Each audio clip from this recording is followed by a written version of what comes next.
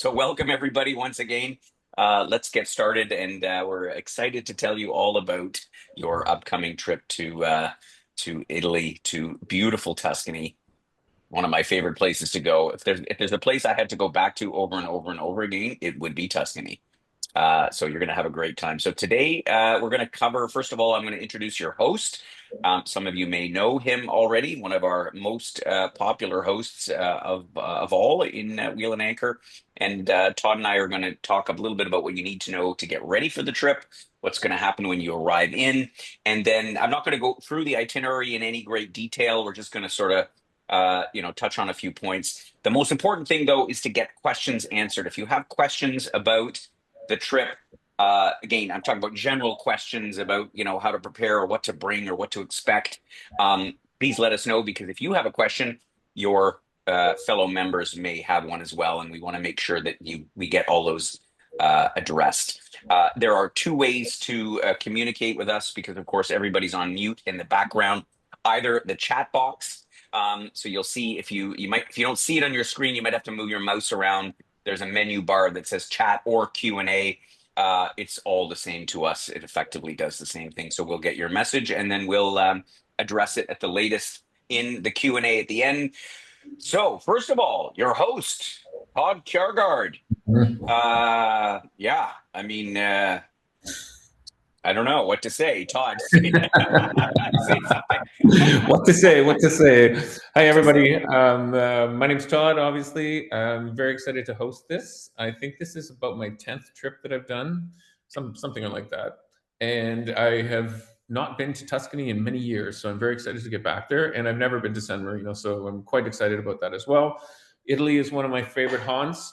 I spent a couple of years in Rome, tried to learn Italian. I think I do pretty well now. So I've been hosting I did a Puglia trip with the Amalfi Coast and Sicily just recently. So I brushed up quite well, and I'm ready to get back there and parliamo Italiano. So yes, I'm excited. Excellent. Yeah. And yeah, Todd has a particular affinity for Italy, so that's why he's always clamoring to go back. So you've got, I think, the perfect host for this trip. So just one note about, for those of you who are new, if you haven't traveled with us before, the role of the host versus the local guide, because sometimes people are confused. Other companies do it different ways. Our host is there to ensure that the logistics are seamless, so that we obviously go to great lengths to ensure that all of the arrangements are made and confirmed and reconfirmed, and that everything will work. But it's travel, things go wrong, things happen unexpectedly, so the host is there to try to mitigate any issues that might arise, so that you have a smooth and seamless experience, and secondly, to make sure you have a good time. So at Wheel and Anchor, because we are a community, and because our members are all, or for the most part, they're all pretty like-minded, we like to have fun. So Todd is somebody that knows how to have fun. Just leave it at that.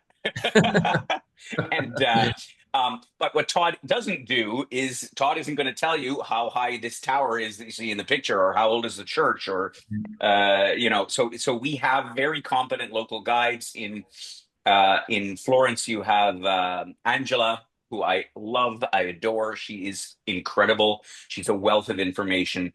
She's truly amazing. In Cortona, I'm not sure who we've got this time, but we've got a few lovely guides in Cortona who are also equally as amazing. So, but they're the ones that are going to give you the local lowdown on stuff. So, uh, and yeah, Todd, you obviously know a little bit about Italy as well, but Todd's role A isn't little as bit. I'm not the professional, so I yeah, would leave it to exactly. them. If And you ask me any we of those questions, I might not give you the truth. So he'll give you some answer, but it might not be right, the right answer. So anyway, exactly. Todd, let's get into what folks need to know for the trip, and I'll start off with passport and documents. It's Europe; it's easy as long as you have your passport. That's pretty much all you need to know. The A rule of thumb is, to make sure it's valid for 6 months beyond the return date. In Europe, they're not so sticky on that point. As long as it's valid when you enter the country, you're pretty good. They also recommend two blank pages. I was caught out one of the last times I went to Europe on my last passport for not having two empty pages. it's not like they denied me entry, but they weren't happy about it. So it is recommended, if your passport is uh, fills up like mine tends to, that you renew it earlier than later. But presumably all that is taken care of. Do take a picture of your passport with your phone, or make a photocopy of the information page. Um, I find just taking a photo of it with your phone is the best, because you don't want to take your passport with you out and about. You don't need it for anything. We've pretty much pre-registered you at pretty much all the hotels. Sometimes they will still ask to see the passport, but generally not. And then buying a SIM card is the only time when you might need to present your original passport, which we'll cover in a second. But if you have a photo of it on your phone, and you're exchanging money or something like that, generally speaking they'll accept that. Uh so yeah, so you don't, that's the best way. Other than that, you don't need any other documents. I mean, money ticket passports, as the old saying goes. And of course, money is mostly digital these days. We'll cover that in a minute as well, and tickets are also digital. And never a bad idea to have a printed copy of your e-ticket with you, just in case. But I never do. So so far so good. But that's about it in terms of documents. That's all you really need for the trip. So let's get into packing. Todd, I'm going to defer to you on this, because you're the Italy expert. So what Okay. should folks know? So packing smart is key. So especially with the smaller hotels in historic towns, we're going over cobblestones. We don't always have porters available to us. So instead of bringing two giant suitcases, maybe have a check bag and a carry-on, and stick with that, because anything more is going to be more troublesome for you, more difficult for everybody. So if you can, that'd be great. The weather, daytime highs are going to be high teens to low 20s at that time of year, and evenings are going to be cooler. So it's all about layers. There's a moderate chance of rain in October as well, so a light jacket for that, rain shell, umbrella, sweater. Um, Next thing would be comfortable walking shoes. So ideally, a couple pairs so you can do a rotation. Your feet will thank you for it. The streets are often cobblestone and uneven, so that makes it a little bit more. You got to be a little more cautious when you're walking, especially also if they're wet. So early mornings or after rains, if there's any slick on them, you want to maybe have a pair that have a bit of grip. Your day pack for when you're going to be going out and about and doing all of this stuff. The ideal is to have sunscreen, hat, water bottle, umbrella. Just for us when we go, we will have waters available to us, but just if you could pack your basic essentials that you're going to need for the day while we go out, that'd be ideal. Italy, they do dress up a little bit nicer at dinner sometimes, so maybe smart casual for dinners and city strolls. The Italians do dress a little more formally, so probably be more comfortable in nice restaurants if you're to avoid overly casual outfits, t-shirts, that type of thing. But it doesn't have to be like a black tie or anything. We're not doing No. we're not Yeah. doing the Orient Express here. So the idea is to be comfortable, but not too I don't know, crazy with the t-shirts and that kind of thing. I mean, listen. As far as I'm concerned, the Italians outdress anyone, so they always look good. I mean, well, always is a strong word. Sometimes the young Italian men go out in track pants, which is not a good look. But anyway, that's apart from that. The um, yeah, no formal wear. But smart casual, it just makes you feel more comfortable. And when you go around with Todd, the other tour groups will always become obvious by the way they're dressed. So, you know, um, just yeah, choose carefully. That's all I can say. But it's informal is the main thing. Just a couple other things to mention. Obviously, bring an electrical adapter. Um, Italy, like the rest of Europe, is 220 volts. You need a two pin, those two round pins. You can pretty much pick them up anywhere, even at the dollar store. I find you can get those things. Most devices now, like cell phone chargers and camera chargers and anything electronic, they all pretty much take dual voltage, so you don't have to worry about a converter. But if you are someone who likes to take a hair dryer or a straightener or something with a heating element in it, those things could be single voltage. So you do need to pay attention, because you don't want to plug one from home into 220-volt outlet unless you're looking for a fireworks show in your room. So I don't recommend that. Have a look at the label. And we've also been told in the past that hearing aid chargers sometimes are single voltage. If you bring a CPAP machine, some of our members have CPAP. those should be dual voltage, but if you're not sure, double check. Because again, they're relatively easy to come by if you do actually need a voltage converter. So it's a bigger box that goes in the wall. It's a little heavier and it actually changes the voltage from 220 to 110. Again, for the most part, most folks shouldn't need that. But yeah, otherwise, I think you pretty much covered everything. What was I going to say about the shoes? Yeah, lots of walking. You don't need hiking shoes, but comfy shoes, and then maybe a little bit nicer shoes. But they should all be good for walking because, of course, these towns there's a lot of walking in. Um, great money, Todd. I defer again to your Money. expertise. So Italy and San Marino are the euro, so that's what we're basically going to be dealing with the whole time. Credit cards are widely accepted everywhere. I would take out some money, bring some euros for tips, cafes, little short stops, but the rest of your purchase can easily be done on cards over there. Everything is by card now. ATMs are very common, but we want to use real banks. So there are specific banks in Italy that we want to use those ones. We don't want to use necessarily ATMs in the touristy area where they're not branded by a specific bank. Those ones we try to avoid because usually the costs are quite a bit higher. Yeah, But we also really recommend the Wise card. So for which those I'll of get into you, in a second. oh, you're going Yeah, to do that? I just wanted to say one thing to add, and Todd, I see it's not in the notes here. Um, don't bother if you have euros from a previous trip at home, bring them along. Don't try to get euros in Canada. It's, first of all, most banks don't have them in stock, so they have to order them and they'll charge you through the nose. It's just not worth it.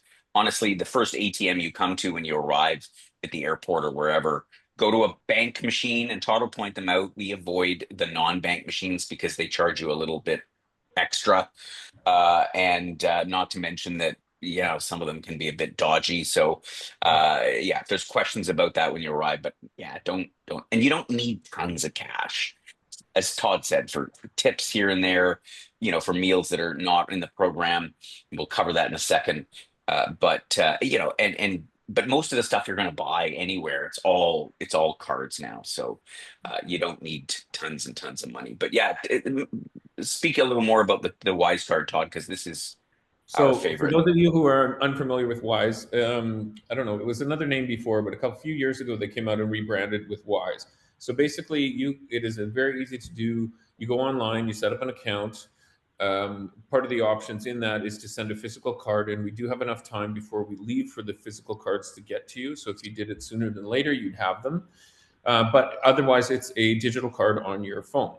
It is incredibly cheap to move your money from Canadian dollars into euros. It's pennies on the dollar compared to everything else. So, and then if you don't use them all in euros, you can move them to another currency, and it is minimal to move them around. So basically, you move your money in Canadian dollars from your bank onto that card on your phone, and then it works with the physical card as well.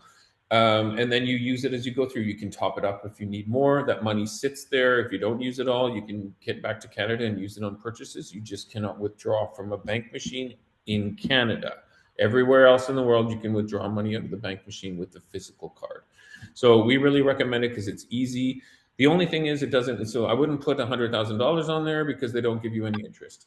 So that's the only thing about that card is Right. they pay no It's interest. So if you have it sitting there, you're not making any money on it. So it's not a savings account, but the way I look at it, and one of our members expressed this to me, it's like if you've got a budget for like how much you're going to spend during a trip, it's like, okay, I'm not going to spend more than $1,000 or whatever it happens to be. You can put in that amount of money on the card, and then as you can see from the app pictured on the screen, it'll tell you exactly how much you got left. So you can sort of put in some money, how much you've spent. It's all very clear. It's just I wish Canadian banks would design their apps a little easier like this because it's so clear what you're doing. If you don't already have one, you can get a digital one. And again, the instructions for all of this are in the documentation we sent along. You can also Google it or YouTube. There's a million ways to understand how to do it. You can get the digital card, which goes right on your phone like this. Doing weird things. You can get the digital card immediately, like it's literally instantaneously as soon as you sign up. The physical card, which you would need in order to make ATM withdrawals, does take a few weeks to get. So there's still time. If you haven't got one, if you want one, we highly recommend it. You can use the Wise card just like a credit card, but it's, as Todd said, the exchange rates, we use it for all of our business at Wheel and Anchor now because the rates, I just haven't found better rates. So we like it. And we don't even get anything from Wise for suggesting it. I keep meaning to call them up and saying, we promote the card, but no, I just honestly think it's the best thing going in travel. So gratuities, Todd, okay, you want to talk about So that for a second? the gratuities on our trips are what are covered are the drivers, the guides, and any included program services. So those are all tipped. What's not covered is housekeeping and airport transfers. So those are the two things that aren't covered in your tip out. Other than that, I take care of everything. So everywhere we go, I have my envelope, I've got my allotment, I know exactly what I've got to tip out for each different guide, every different meal that's included. So that's all covered. If you're going out and about on your own for dinner, about 10% is customary in Italy, unless service is already included. So make sure you look on the bill to make sure the service is included. Tips should be paid in cash unless you're paying with a card, and it's because it's a little more difficult in Italy with the card and tipping. That is a little confusing. The what is the name of it? The financial police are all about that. So it's not your problem; it's more the restaurant's problem. But yeah, they don't like putting the tips on the credit cards because it is a bit of an issue. So if you have a little bit of that cash to be able to do it on the side, that would be the best. But always just make sure to check to make sure if the service is included or not on the bill, because oftentimes it will be. Exactly. Yeah. More and more, we're finding places are starting to adopt this idea of adding the service charge all right onto the bill. So, but you'll get the hang of it. But yeah, I think that's pretty clear.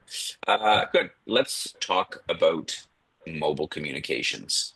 Um, and the first thing I'm going to say is bring your phone, and then Todd will tell you the rest of it. Yeah, please bring your phone. This is key. It is vital. It's like everywhere in the world now. We need these things. It's part of an extension of you. So basically, the physical SIM card that you have in your phone right now from home, we do not include any of those. So what we do and what we suggest is getting an eSIM or getting an actual physical SIM card. So eSIMs, there's many available online. There's Airlo. There's a multitude of them now. Some of them are more challenging to hook up on the phones than others. It might be, do your diligence before we leave to find out which one's going to be the easiest and best for you. I think we need this. You have to be out and about. If you need maps, if you need to be able to contact me while you're out and about in the world, this is what you're going to need to be able to contact us. So I've had people get lost. They didn't want to have their phones with them, little things like that. They're incredibly important that we have them with us. So Yeah. you're going to probably, if you do want to buy an eSIM, when we get there, we do have some time. We can go to Vodafone or one of the other places and I can help you, but you'll need to have your passport with you. I'll remind you when we go if you prefer to do that. The eSIMs are a little bit different because you're not going to be using your texting from home. Like your program does not work like that. Your number doesn't appear as it does, so it can be a little confusing. But we still need some way of being able to talk to you, and that comes through Telegram.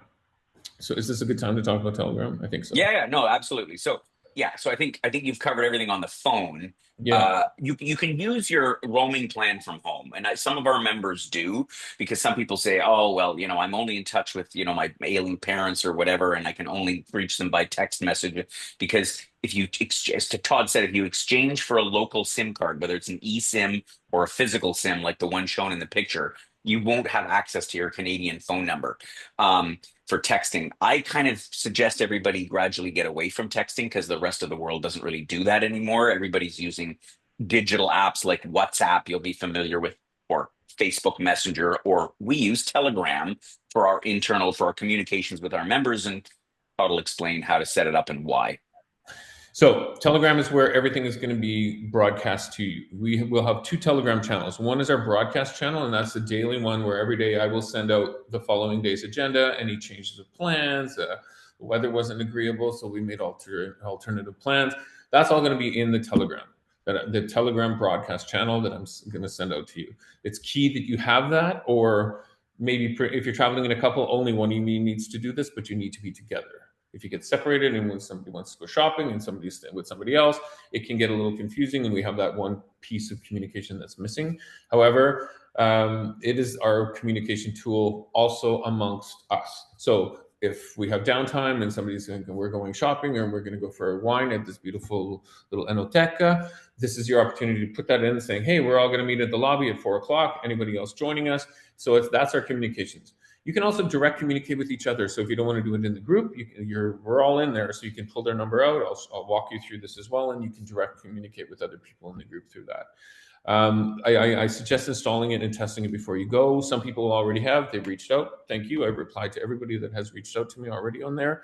And you will be put into the groups. And as you will see, you'll be getting text with that coming up probably just a week before we depart. I start to reach out a little bit more and make sure everybody's on there. Yeah, but it's key so that you have the information when you need it and when I need it to get it to you. So please, please do download it. You can always get rid of it when you get home. It's not like it's stuck on your phone forever or anything. Some people Yeah. have been And that reluctant to do it, but please. Yeah, exactly. Listen, we realize it's for some, it's a bit of a technological challenge to get it started.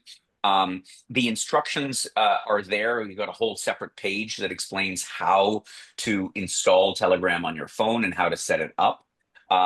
If you have trouble with those instructions, the next best thing to do is just simply go to YouTube and say how to install Telegram, and there's lots of how-to videos that explain exactly the step-by-step process for doing it. And yeah, I would say 1 out of 20 folks have some other problem, and but yeah, the worst case is that you arrive and it's not completely set up, and then you'll have to. Todd can give you a hand on site, but it's a little bit difficult remotely to configure it. But yeah, or ask somebody that's more tech savvy than you. That's what I always do. I just ask the rest of my team, how do I make this work?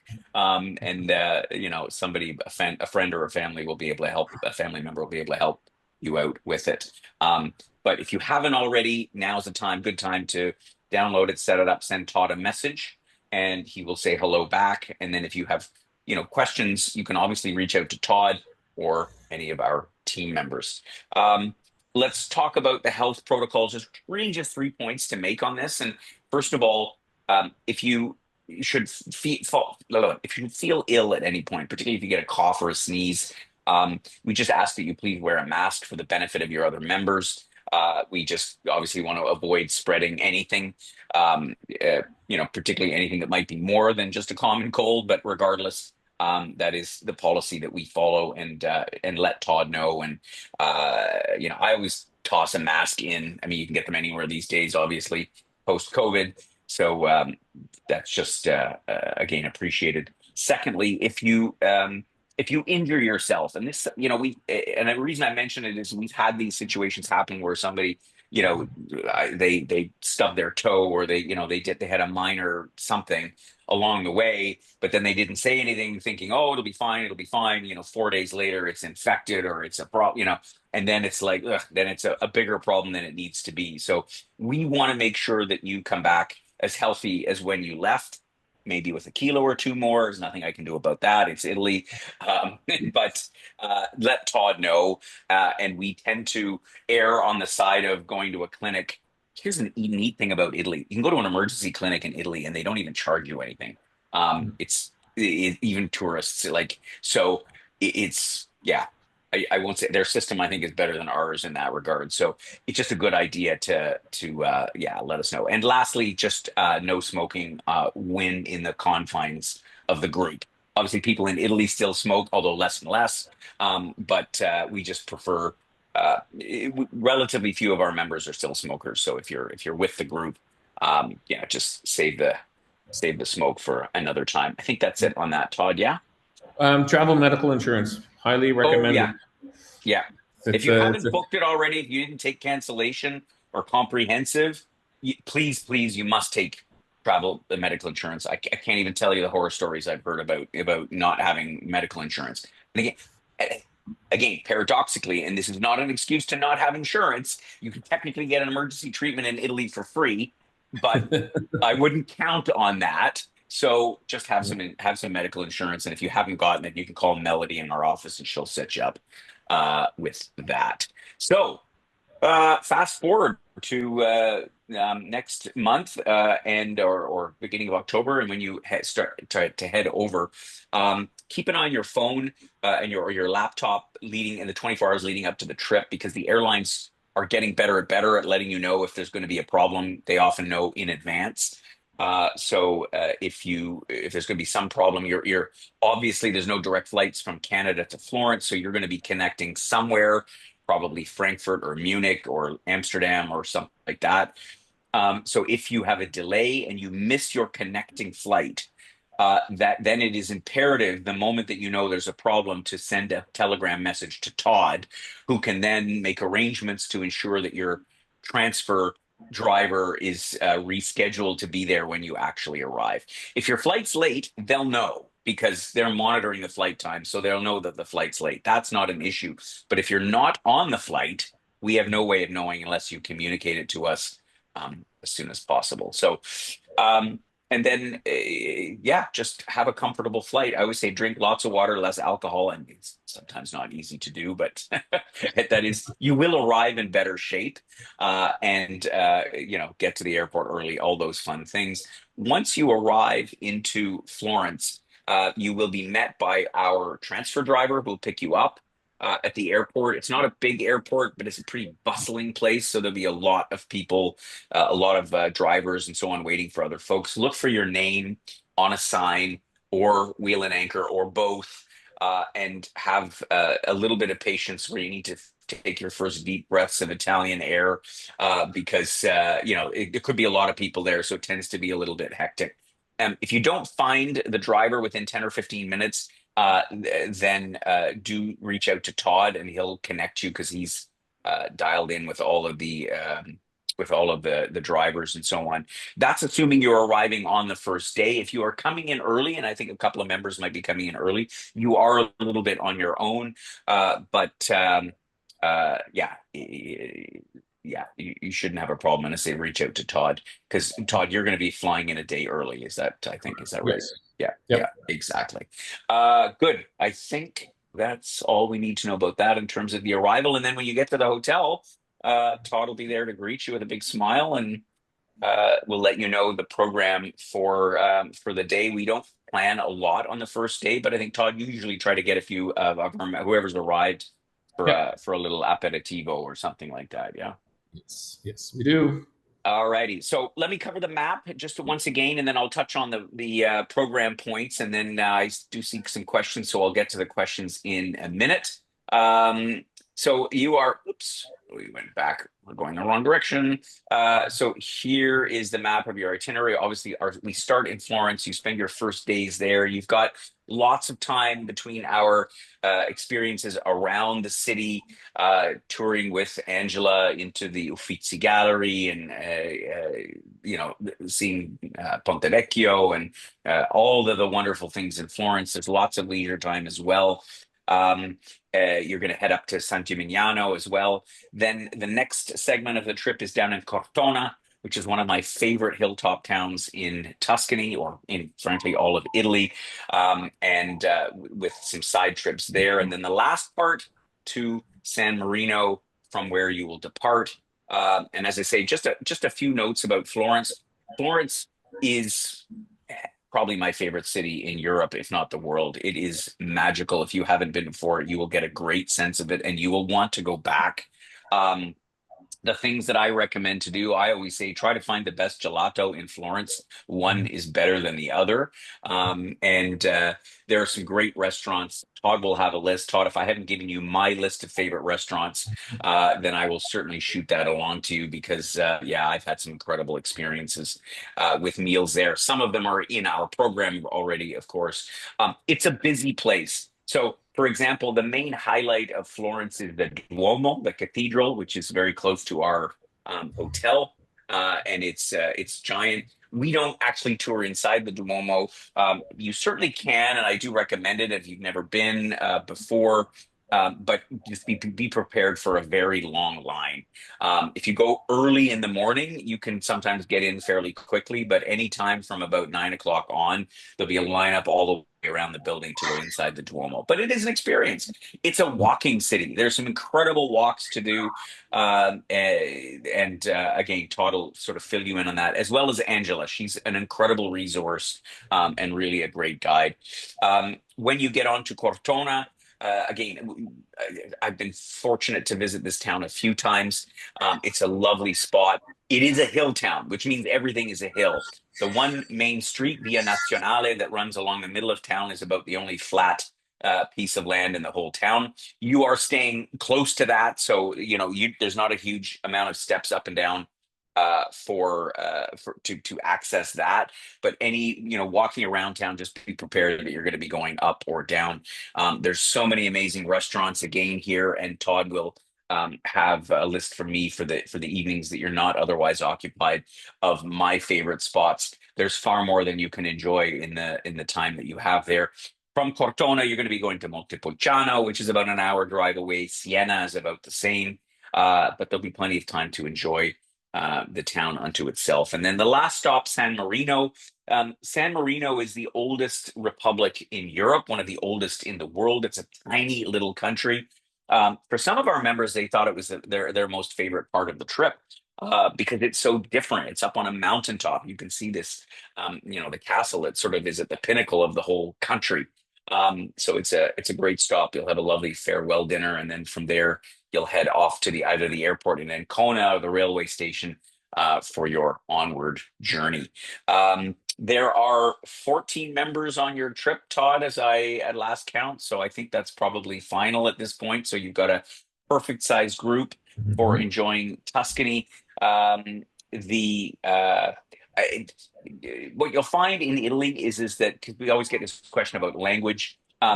Most people speak English. Certainly, the younger generation will speak some English. If you go into a shop and it's a person sort of our demographic, they might struggle a little bit more. But another good reason to have your phone, because you can have the Google Translate app. And nowadays you can even translate a live conversation. It's amazing how the technology has evolved. So you won't have too much of a problem. I just wanted to mention a couple other things I see here on my list. There's limited laundry in the hotels that we've chosen because we have like more unique boutique hotels, right? I don't, as you probably know, don't like the massive chain hotels. But there are laundromats scattered around in Florence, Cortona, and I imagine San Marino as well. But it's not a super long trip. Yeah, pack accordingly. Safes, mini safes are available in all the hotels. Uh, there's no Uber in Italy. They banned it there. So if you need to use, if you need to get around locally, you will need to use taxis. They are on the expensive side in Italy, I must say. But yeah, Todd will sort of clarify all that. And I think that's about it. It's time to address any questions that you might have. Um, I see a question here from Jane about Telegram and how to find Todd. So we put again all the information in the documents that we sent over to you. Todd, have you got your Telegram handle handy? And if so, maybe you want to type it into the chat box there, um, so that folks know how to find you.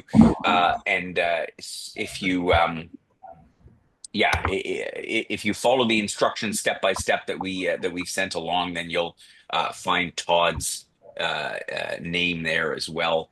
Uh, yeah, no, I think Todd, it should be an at sign. I think it should be an at something or other. Yeah, at me. At me, Yeah, Todd. there. Yeah. There. My number's on Oh there yeah, at too. you. There you go. There you go. There So we go. if you type in the at Todd Kjargaard, so this one here that you see in the middle, or Todd's mobile phone number, then you'll be able to reach him on Telegram. Yeah, and again, if you really struggle, I mean, you could drop an email to someone in our team, whoever you've been dealing with, whether it's Melody or Aura or Paula, and they'll try and point you in the right direction. But all the info should be there. Let's see. Are there any other questions? Let's see. Going once, going twice. Normally we have a lot more questions, so I shouldn't say normally. I think we did a pretty good job of covering everything that you need to know. Um, so if you do have questions, like if that one thing pops up in your mind, 2 minutes after we finish this webinar, of course we're here, happy to help. You're welcome to send a telegram to Todd, or if you have any questions relating to your booking arrangements or your air or whatever whatever questions you have, drop a note. Our sales support specialist is Melody. So I put her email address here. So melody@wheelandanchor.ca, or our phone number, her extension is 281. And she's the answerer of all questions that you that somebody else might not have the answer to. She's our person who will figure something out if she has to make a dozen phone calls to find it out. So Melody's a good person's contact to have. But again, Todd, knowing Italy so well, is another good person to reach out to. Is there anything else we need to say, Todd? I think we've covered pretty much everything. Think so. I'm really looking forward to Yeah. meeting all of you. It's going to be Yep, fun. We're going to have a good you're gonna time. have a blast. Tuscany is wonderful. I wish I was going along as well. It's been a while. Well, it's been a whole at least a year since I was there, and again, I could go back every year over and over. It's a beautiful part of the world. So have a wonderful time. I look forward to hearing your feedback at the end. I'm sure everything is going to go more than great. And take care of yourselves, and see you all very, very soon. Todd, thank you for Thank joining you us all. See you today. soon. We got a month All out. right, All right. I got a month to go. All right, All right. take care, everybody. Bye, everyone. Bye bye.